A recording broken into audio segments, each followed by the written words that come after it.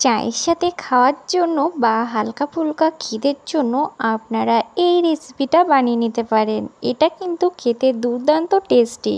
এটা বানানোর জন্য খুব বেশি একটা উপকরণ লাগবে না, ঘরে থাকা মাত্র 2-1টা উপকরণ দিয়েই আপনারা এটা বানিয়ে নিতে পারবেন। চায়ের সাথে খাওয়ার জন্য এই বিস্কিটগুলো আপনারা ঘরে বানিয়ে সংগ্রহ করে রাখতে পারেন। তাহলে চলুন আর বেশি কথা না বলে চলে যাওয়া যাক মূল রেসিপিতে। নমস্কার বন্ধুরা, আমার চ্যানেলে স্বাগতম জানিয়ে শুরু করছি আবারও একটা নতুন রেসিপি। তো সবার প্রথমে আমি নিয়ে নিয়েছি একটা বাটি। এর মধ্যে দিয়ে দিচ্ছি হাফ কাপ পরিমাণে চিনি।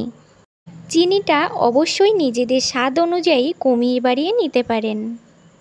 এই সেম কাপে মেপেই আমি দিয়ে দিচ্ছি 1 কাপ পরিমাণে দুধ। দুধটা কিন্তু কোনো রকম গরম বা উষ্ণ ব্যবহার করা যাবে না, পুরোপুরিভাবে এখানে ঠান্ডা দুধ ব্যবহার করতে হবে। দুধটা চিনির সাথে খুব ভালোভাবে মিশিয়ে নিচ্ছি। এবার আমরা 5 মিনিটের জন্য এটা ঢাকা দিয়ে রেখে দেব। এবার নিয়ে নিয়েছি একটা বড় সাইজের বাটি, তার মধ্যে নিয়ে নিচ্ছি 2 কাপ আটা। যদি আপনাদের কাছে মেজারিং কাপ না থাকে তাহলে আপনারা যে কোনো কাপ অথবা বাটি দিয়ে উপকরণগুলো মেপে মেপে দেবেন। আমি এখানে আটা ব্যবহার করেছি, আপনারা চাইলে ময়দা ব্যবহার করতে পারেন। আর দিয়ে দিচ্ছি এই কাপে মেপে হাফ কাপ সুজি। সুজি দিলে পরে বিস্কিটগুলো একটু খাস্তা হবে। এবার দিয়ে দিচ্ছি 2 টেবিল চামচ সাদা তিল। আপনারা চাইলে সাদা তিলটাকে অ্যাভয়েড করতে পারেন। এবার দিয়ে দেবো 2 থেকে 3 টেবিল চামচ মতো ঘি। আমি এখানে ঘি দিয়েই ময়ামটা দেব, আপনারা চাইলে ঘিয়ের বদলে সাদা তেল দিয়েও ময়াম দিতে পারেন। এবার ঘিয়ের সাথে আটাটাকে খুব ভালো করে মিশিয়ে নেব হাত দিয়ে। এখানে কিন্তু ময়ামটা খুব ভালোভাবে দিতে হবে, না হলে কিন্তু বিস্কিটগুলো একদমই খাস্তা হবে না। আপনাদের যখন ময়াম দেওয়া হয়ে যাবে তখন আপনারা কিছুটা পরিমাণ আটা হাতের মুঠোয় এইভাবে চেপে দেখবেন আপনাদের ময়ামটা ঠিকঠাক দেওয়া হয়েছে কিনা। যখন দেখবেন এইভাবে দলা পেকে এসছে তখন বুঝবেন আপনাদের আটাটা খুব ভালোভাবে ময়াম দেওয়া হয়ে গেছে। তো এখানে আমার বিস্কিটের জন্য ময়ামটা একদম পারফেক্টভাবে রেডি হয়ে গেছে। এবার এই দিকে দেখো, চিনিটাকে দুধের মধ্যে 5 মিনিটের জন্য আমি ভিজিয়ে রেখেছিলাম। চিনিটা কিন্তু আমার হালকাভাবে গলেছে, সম্পূর্ণ চিনিটা কিন্তু আমার পুরোপুরিভাবে গলেনি। এবার আমি একটা চামচ দিয়ে সবার প্রথমে দুধ থেকে এই চিনিটাকেই আটার মধ্যে দিচ্ছি। তারপরে অল্প অল্প করে দুধ দিয়ে খুব ভালো করে আটাটাকে মেখে নেব। এই দুধ দিয়ে কিন্তু আমি আটাটা মাখিয়ে নেব, এখানে এক্সট্রা আর কোনো জল অথবা দুধ ব্যবহার করব না আমি। তো এখানে দেখো 1 কাপ দুধ দিয়ে আমি এই রকম শক্ত একটা ডো মাখিয়ে নেব। এই ডোটাকে 2 থেকে 3 মিনিট সময় নিয়ে খুব ভালো করে ডলে ডলে আমাদের মাখিয়ে নিতে হবে। মেখে নেওয়ার পর এই ডোটাকে 10 মিনিটের জন্য আমাদের ঢাকা দিয়ে রেস্টে রেখে দিতে হবে।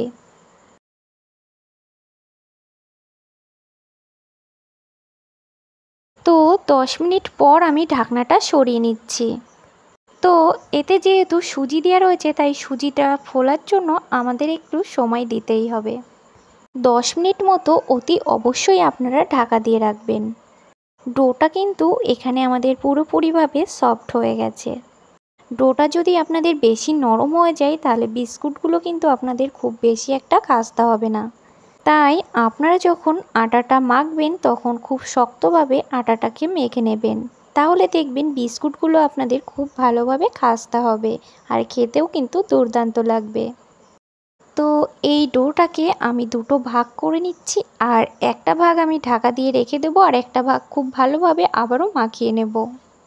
এইভাবে ডলে ডলে ডোটাকে একটা লম্বা শেপে বানিয়ে নিচ্ছি। আপনাদের যার যেরকম ইচ্ছা সে সেরকম শেপে বিস্কুটগুলো বানিয়ে নিতে পারেন। প্রথমে আমি একটা লম্বা শেপ বানিয়ে নিয়েছি, তারপরে এইভাবে একটা চৌকো শেপ নিয়েছি। এই ডোটার গায়ে একটু ফাটল রয়েছে, তার জন্য ভয় পাওয়ার কোনো দরকার নেই। এই ডোটা যেহেতু আমরা শক্ত করে মাখিয়েছি তাই এই রকম একটু ফাটল থাকবেই। তো এবার আমি এই ডোটা থেকে এইভাবে ছোট ছোট টুকরো করে কেটে নিচ্ছি। আমি প্রথমেই বলেছি আপনাদের যার যেরকম ইচ্ছা সেরকম শেপে বিস্কুটগুলো বানিয়ে নিতে পারেন। এইভাবে বিস্কিটগুলো একটু বেঁকা বেঁকা করে কাটলে পরে দেখতে ভালো লাগবে, তার জন্যই আমি এইভাবে কেটে নিচ্ছি। তো একই রকমভাবে সমস্ত বিস্কিটগুলো আমি ভাজার জন্য তৈরি করে নিয়েছি। আর এই বিস্কিটের গায়ে হালকা হালকা তিল আর একটু একটু চিনি দেখা যাচ্ছে, তার জন্য দেখতে কিন্তু বিস্কুটগুলো দুর্দান্ত লাগছে। বিস্কিটগুলো এর জন্য তৈরি হবার পর দেখতে কিন্তু দুর্দান্ত লাগবে, আর খাওয়ার সময় খেতেও কিন্তু খুব ভালো লাগবে। আপনাদের কিন্তু একটা জিনিস খেয়াল রাখতে হবে, বিস্কিটগুলো ভাজার জন্য তেলটা যেন অতিরিক্ত গরম না থাকে। তেলটা বেশি গরম থাকলে কিন্তু বিস্কিটগুলো খুব ভালো করে ভাজা যাবে না। তো এখানে আমি একটা একটা করে বিস্কিট দিয়ে দিচ্ছি। তো আপনারা তেলটা দেখে বুঝতেই পাচ্ছেন তেলটা খুব বেশি একটা গরম নেই। আর বিস্কিটগুলো ভাজার জন্য গ্যাসের আঁচটাকে কিন্তু একদম লোতে রাখতে হবে। আপনাদের কিন্তু একটু সময় নিয়ে বিস্কিটগুলোকে ভেজে নিতে হবে।